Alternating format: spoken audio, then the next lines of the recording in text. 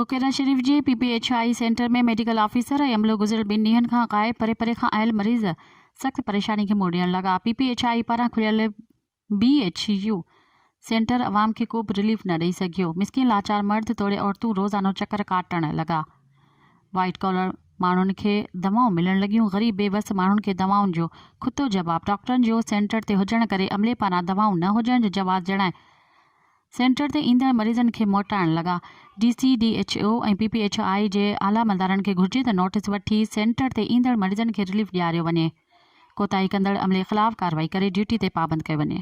मज़ीद ख़बरनि ऐं तफ़सीलात लाइ विज़िट कयो असांजी वेबसाइट www.awamiNewsHD.com ऐं ॾिसंदा रहो अवामी न्यूज़ HD।